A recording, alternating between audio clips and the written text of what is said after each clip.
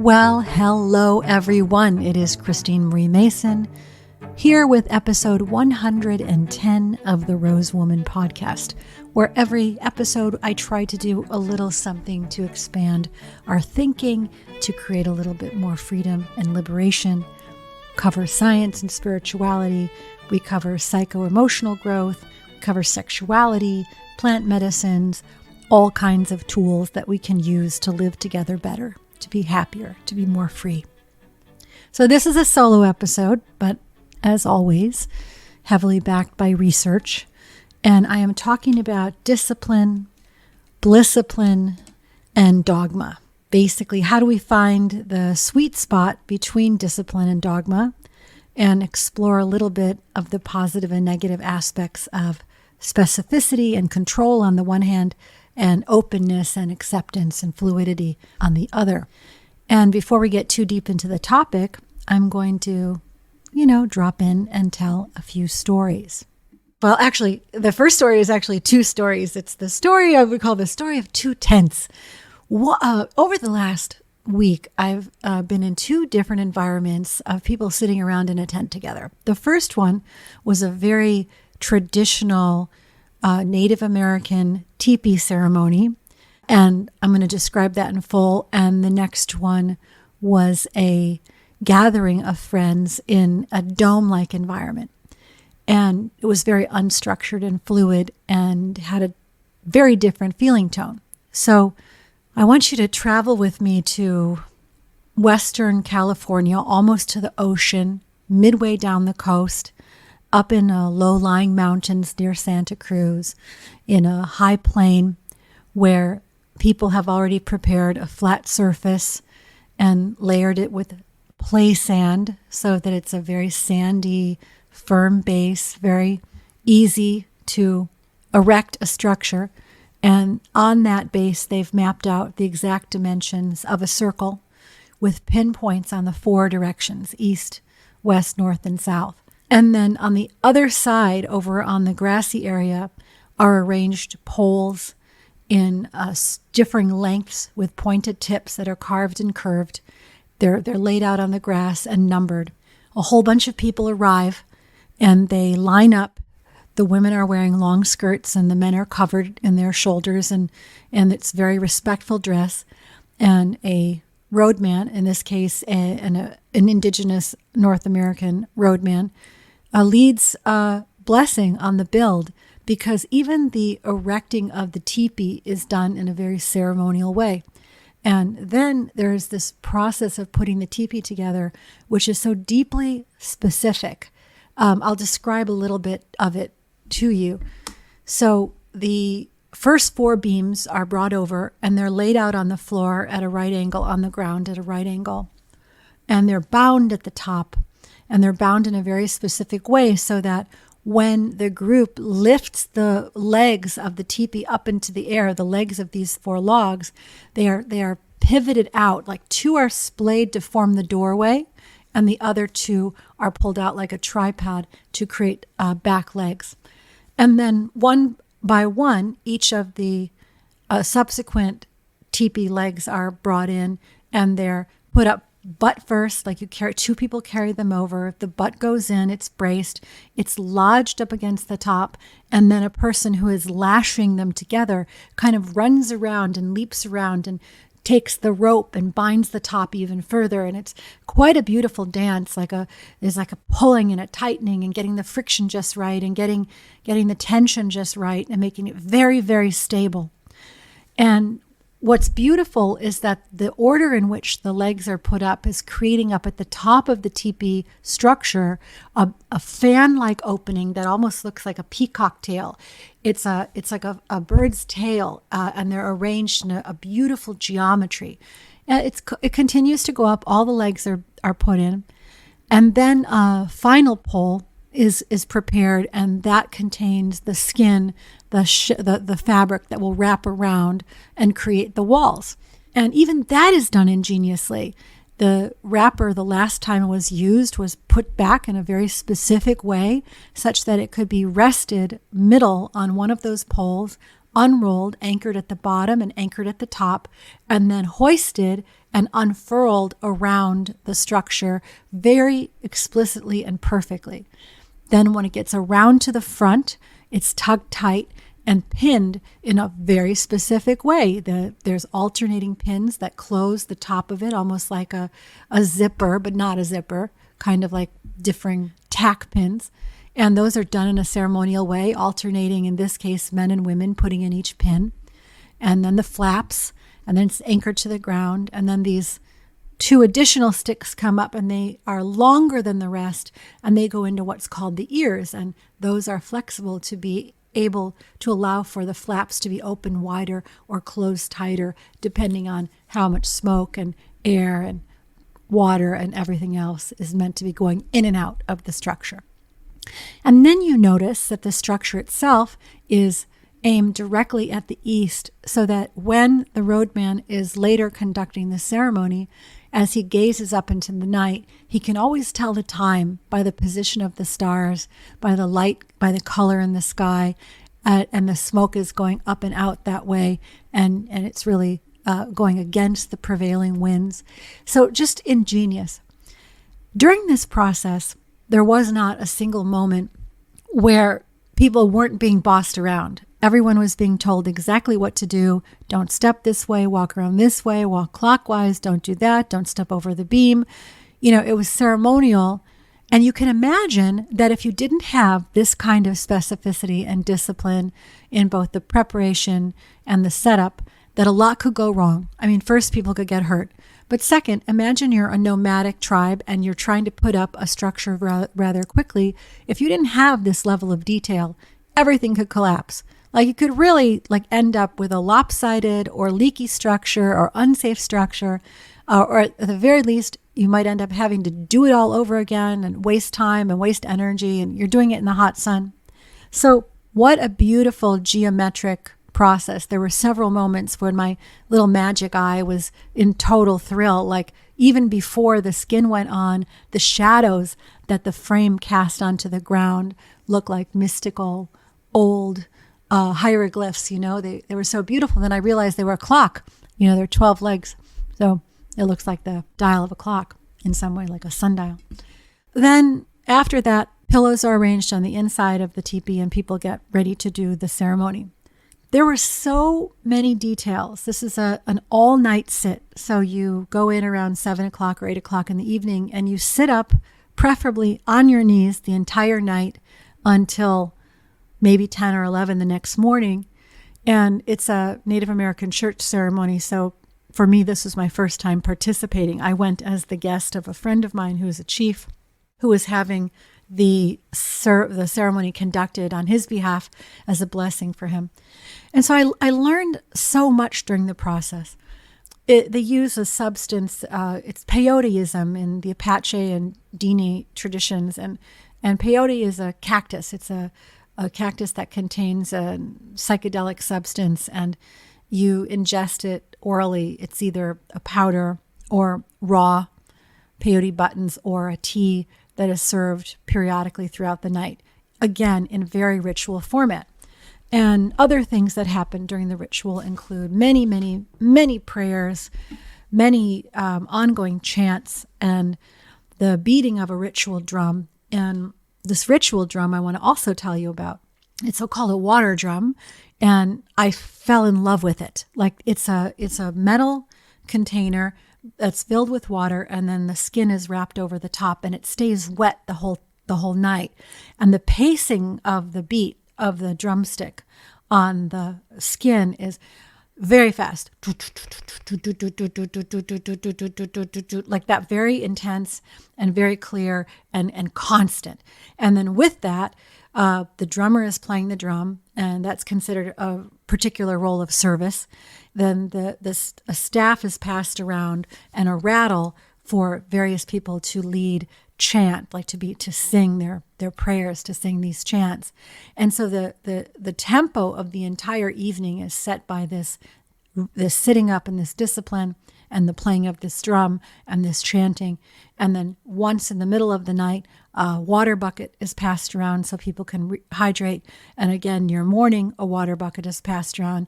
And in the meantime, a fire that is in the shape of a half moon, like a half moon sand barrier, and then a half moon of a bed of coals, which is constantly fed and maintained and very specifically arranged, aligned, geometric precision, leveled out constantly, that the coals themselves are almost like tea leaves for visions, like that people see things emerging in the coals, and messages and shapes and forms are in the coals.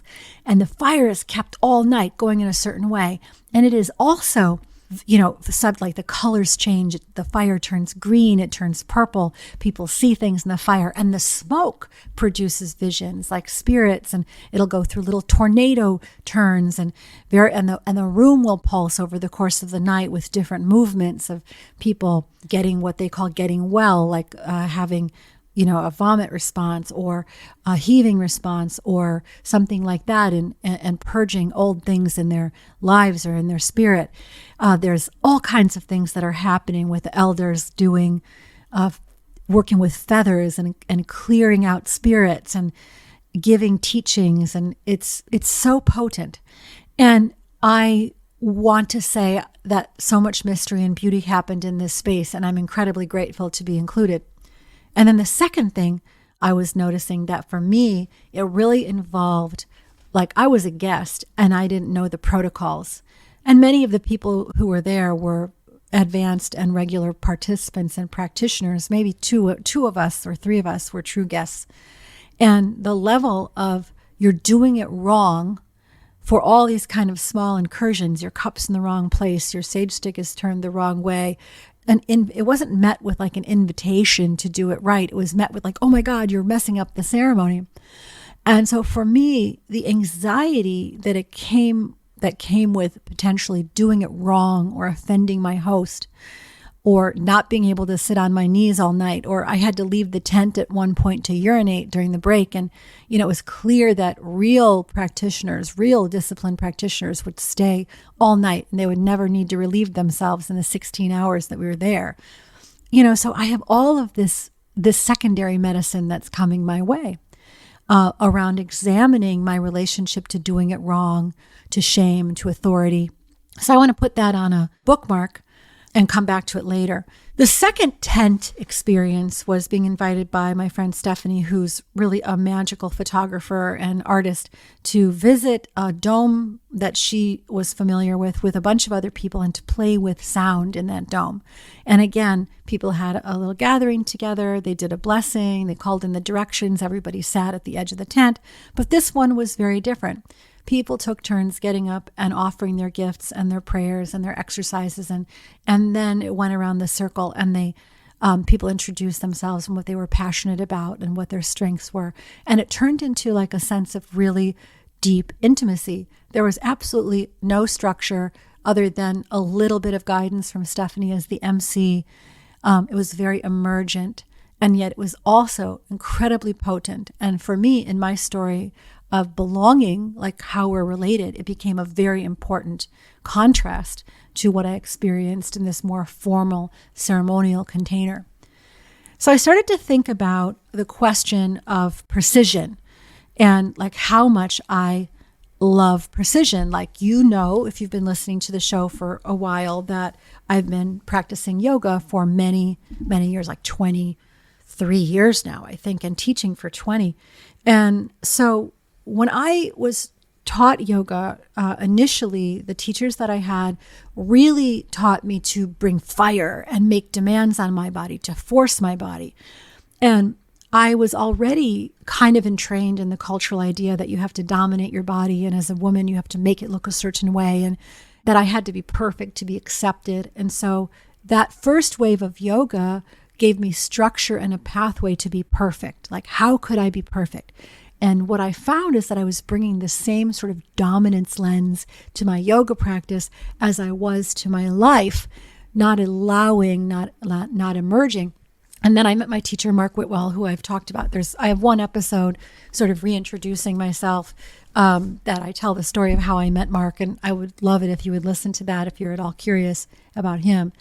And his yoga was really about breathing and being natural. So when I met him, I really changed the way that I taught. I never offer yoga now in any other way other than to aim to use it as a tool for promoting self-love and curiosity and connection with the body and breath. And if I am transmitting a traditional principle or an element of precision, I do it as an invitation, not as an imposition. I don't use these ancient practices to make people wrong or to feel less than or to impose on them or to make demands on their body. I want them to love it and to do it deeply out of love, because if you do create this like you're doing it wrong feeling tone, then someone who comes into the yoga room who could benefit might feel unwelcome or uncomfortable or bad about themselves or ashamed for being a beginner or something like that, or for not being flexible, and then they don't come back. And so I think about the places where we as leaders and teachers need to create a welcoming environment for newcomers and be conscious of when we're creating layers of insider language and tiers of like cult-like inner knowledge. And more than with beginners, I mean, in addition to with beginners, I also think we should take a look at, for a moment, what happens when you have such stringent rules that people have to abide by in cultures like a sport or in a religion or something like that, and people don't abide by them. I mean, you have like I have a friend who was a pro tennis player, and she tells stories about how her coach treated her, how demanding and abusive and even sexually abusive he was, and how that had to be hidden. That's like almost a cultural meme in things like gymnastics coaches and all of those things, or martial arts coaches who, under the guise of, wax on, wax off, Karate Kid stuff, I'm teaching you, are kind of assholes to their students. And cult abuse and pastoral abuse comes to mind as well. I have a friend who has been hanging around for over a decade, and he was a Jehovah's Witness and left that religion, and his own family excommunicated him for not believing what they believed. So rigid and strong was their orthodoxy. And in my opinion, that is just straight up evil. Straight up evil. That isolation and that threat of isolation to keep people in is a pure psychological abuse. Does not honor at all God's intent or Spirit's intent with any individual. So anyway, that is all as a precursor to today's longer topic, which is you don't have to do it right. Finding the sweet spot between discipline and dogma. So, okay, big breath. Okay, so I love and appreciate specificity because I love beauty, details in line and color and harmonic design. I love the soaring notes in a perfectly played piece of music, the line on a graceful S-turn on a bluebird day on a freshly powdered mountain, the exquisite hand motions in hula, if you've ever seen that. And I especially like, as I said before, the awareness of breath and body that I learned in my yoga practice and studies.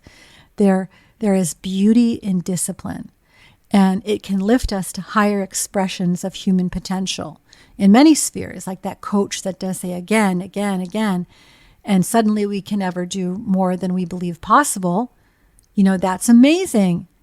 And in other contexts, it's not just blissipline like this, it's life and death. Like you have careful safety checks preceding scuba or skydiving or on a firing range or in the hunt. Like if you mess up, it's life or death. So you have this high need to get it right. But in other contexts, what is portrayed as discipline can really be harmful and shaming dogma. And I know a lot of you have grown up with Orthodox backgrounds of many kinds, and we know that doing it right is a mask for control. So orthodoxy, ortho correct, and doxy is belief or opinion, might also be called rigid or uncompromising beliefs. Orthodoxy can create an environment that fosters abusive behavior because it's often coupled with unchecked authority, a lack of transparency, and a reluctance in general to address concerns or criticisms that come from the people who are outside of the power structure within that orthodoxy. So women, for example, or young people. And I would say that in my travels over the last many years that this is particularly true in things that are dealing in the mysteries, mystery schools, secret societies, disciplined esoteric or Gnostic practices, and any kind of highly ritualized religiosity. You can go back and hear some of the prior episodes we did on collective trauma in religion, collective trauma in women, pastoral abuse. We've done many episodes on the harm that can be caused by controlling power structures, but can also come from cultural norms like the body standards that I mentioned above. It can come from political parties or subcultures of many kinds. Many environments can be vulnerable to the slippage of discipline into dogma. I think there's a kind of a discipline that produces artistry or joint execution on a mission. And then there's a kind of discipline that is a dominance over others and over the body for the sheer purpose of dominance, for control. And that kind of zealotry builds walls between in-groups and out-groups, between organizations. It's what leads to war and conflict. It limits individual growth, and it inhibits broader understanding and empathy. And so I feel that the harm, the first principle in yoga is ahimsa, first do no harm. The harm that it caused, that this inflexibility causes people, is very real. So if you have grown up in a suppressive environment, either a family environment that says it has to be done this way, you have to get perfect grades, you have to look a certain way, or a religious environment that is orthodox, you might find yourself either doubling down on control and becoming a zealot yourself, or you might find yourself turning away from any kind of discipline practice, even one that might be beneficial or enjoyable, because it triggers that memory of misaligned power and control. It kind of triggers and wakes up the internalized voice of the oppressor. And the other thing is my little moment of shame for having my sage stick wrong or my skirt the wrong length or whatever at this teepee ceremony. What I learned in the research is that shame is a common response in Orthodox and dogmatic groups, that shame responses are triggered when individuals feel that they don't or can't measure up to the expectations set by their community, their culture, or their religious beliefs. And when someone is unable to conform, they can experience feelings of inadequacy, of self-blame, or of guilt. And these shame responses can also manifest in the fear of being excluded or rejected, that they're outside the hoop. And if they fail to adhere to the prescribed rules, they not only will be kicked out, but they definitely won't be among the chosen ones or respected by the insiders and the hierarchy. So ironically, or maybe sadly, this fear of rejection may further reinforce a person's need to control and conform to avoid the potential shame associated with being considered an outsider. And this heightened need for control and policing of other people as a defense mechanism to avoid facing the shame that they associate with not living up to the prescribed rules may become even more rigid. And over time, like people who are, both self-policing and then policing others, that there's a right way to do it, it gets more rigid over time.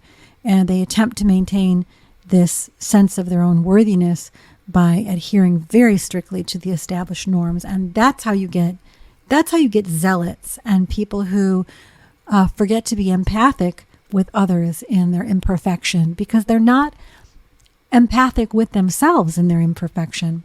So other people just attempt to leave repressive organizations because restrictive environments foster this suffocation or emotional disconnection feeling, and they go in search of something more inclusive or compassionate, where they can embrace their authenticity without fear of judgment or being shamed.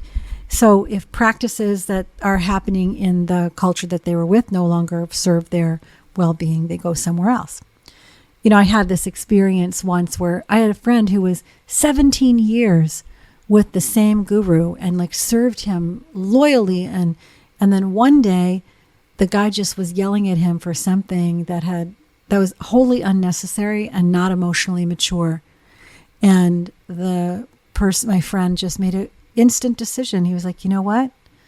I don't care how spiritually enlightened the person is. No one gets to talk to me that way. And then he just moved on. But, it took a lot of abuse prior to that before he hit the breaking point to go and find a way to grow in alignment with his best interests.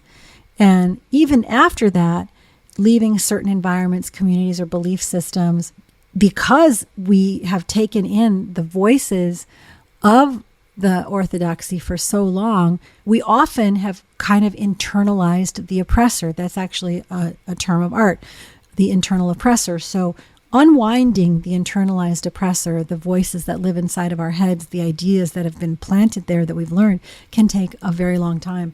Thomas Hubel says, you don't really ever like fully heal your trauma because you're walking forever. What you attempt to do is to live in the present moment without the lens of your past and like meet things that are arising.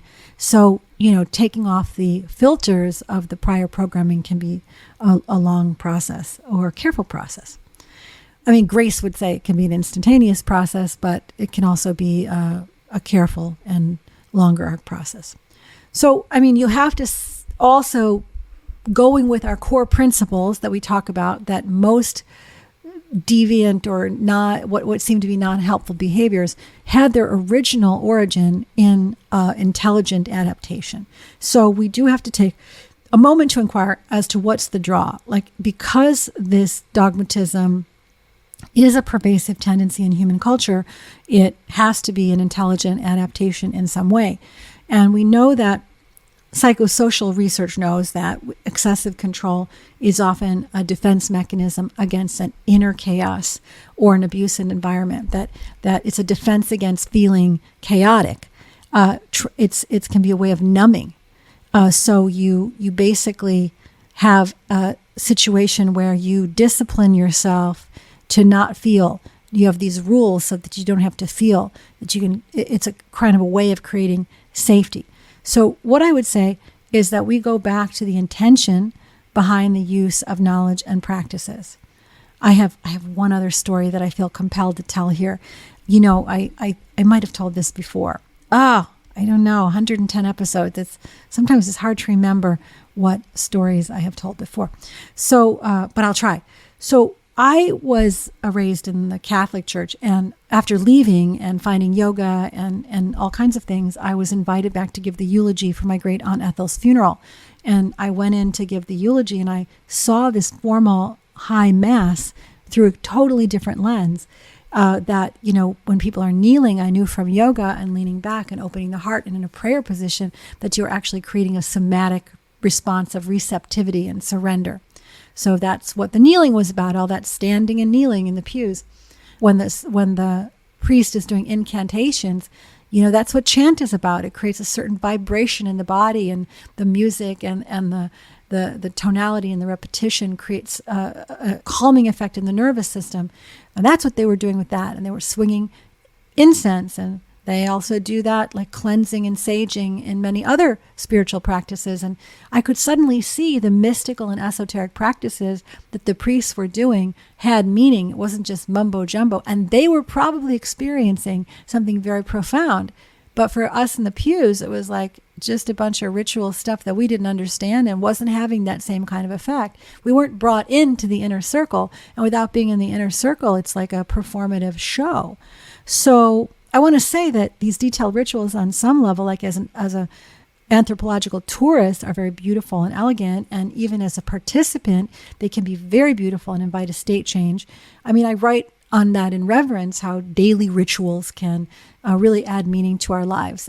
But when these practices and rituals, even the ones that are beautiful communions and ones that lead to ecstatic states and are particularly profound in deeply connected groups and communities, when these practices, rituals, or esoteric bases of knowledge get in the way of love, of kindness, of natural states of being in and with the body and earth, when these rituals no longer respect individual gifts and needs, like, hey, I'm 70 and I need to go to the bathroom in the middle of the night at this ritual, like, it's just normal. Why are you trying to dominate that? Resting among others in a community of equals, then these practices become tools of separation, not unification. So, you don't have to do it right. Our worth doesn't depend on whether we adhere to specific rituals or dogmas. We don't need practices and rules to get to God or to derive worth. We don't have to be ritually perfect to be accepted or to belong. The world will not end if you break free. You won't go to hell for becoming free. So if maybe you don't have to do it right, you can come as you are, be loved and be held, be perfectly imperfect. Then if you don't have to do it right, maybe the natural love for discipline, detail, beauty, the natural curiosity for our highest potential or our highest art will reemerge, not as something that's imposed through shame and pressure and control, but as something that is coming from desire and joy. Well, that is my sort of short summary on discipline and dogma and blissipline and intent. I've written a lot more on how dogmatism can lead to abuse and why that happens, on why it's hard to leave oppressive situations for people who are part of these environments, and also what we can do about it if we're trying to change or leave a community or a belief system or shift it. What can we do about it? What are best practices for leaving? How do we plan and get the support we need?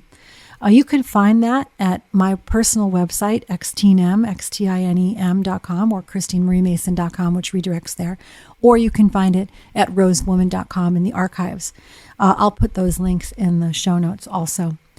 To recap, if you have internalized an oppressive voice that you have to do things a certain way to be loved, or if people are shaming you for not being good enough in terms of a ritual container or an esoteric container, you might be in a dogmatic cult or a dogmatic ritual environment. If you are feeling the call to the joy of what one can create when you have a high attention to detail and you're collaborating with others and you're being mentored and you're being brought along in a way that's loving and supportive and that doesn't question the very value of your personhood for when you make a mistake, then you're probably in a really beautiful competence hierarchy, not a dominance hierarchy. So I wish everybody out there the vision to see where blissipline is being summoned in areas where you do want to create exceptional beauty and it's coming out of true desire, where you're resisting discipline just because you don't want to be told what to do or your like inner pout has taken over, where you have too much overlay of like, I've got to do it right, and it's creating an up-leveling in your anxiety field and your energy field, and where you yourself might be treating others in a way that makes them less than for not adhering to some kind of arbitrary rule that you've made up, because we've made it up, right? We've made it up. There are too many people who believe that this is the way, the certain specific way, and it's completely different from the person next to them, and they punish people for not doing it their way, when if they went down the street, it would be exactly the opposite. I mean, in the spiritual tradition that I'm trained in, you don't eat animals. You don't eat animals. And I went to this one and they were serving they were serving venison stew. And it was like considered one of the core staples of their diet. And it's a spiritual practice to bring in the corn, the venison, and the berries after a ceremony, the three staples of their diet. And, for me, I'm like, that is, it took me a minute to like swallow my dogmatism and to not judge that. So it's like, how do we hold our beliefs lightly, hold them lightly for ourselves and hold them lightly for others, and be in curiosity about the things where we want to evoke more blissipline. And as promised, I will end with some inspirational quotes. This time I want to offer a few from Bell Hooks. She is one of my favorites, an influential thinker and writer. I mean, some people say a feminist thinker and writer, but she's a thinker and writer in her own right. And she's written a lot about race and gender and class and how they intersect. Her work emphasizes the importance of education, love, and community building in challenging systems that oppress us, and she inspires people to critically examine and transform their own perspectives on society and relationships. So, for example, she says, to build community requires vigilant awareness of the work we must continually do to undermine all the socialization that leads us to behave in ways that perpetuate domination. So let me just re-say that. Undermine all the socialization that leads us to behave in ways that perpetuate domination. She writes, love is an endless act of forgiveness, and forgiveness is an endless act of love. She writes, the heart of oppression is the loss of memory. And isn't that perfect for the topic we were just talking about? Like, you have to block out so much and forget so much in order to continue living in a dominating and oppressive way. The heart of oppression is the loss of memory. And then here's the last one I'll share from her. When we drop fear, we can draw nearer to people. We can draw nearer to the earth. We can draw nearer to all the heavenly creatures that surround us. So really what we're talking about in unwinding these internal orthodoxies is unwinding fear. Maybe we get down to simply saying, I'm afraid, and nothing more complicated than that, and not build dogmas around it, and just feel that in our body. All right. Thank you for joining me today on episode 110. I would love to hear comments or hear feedback. You can reach me on Instagram at the.rose.woman.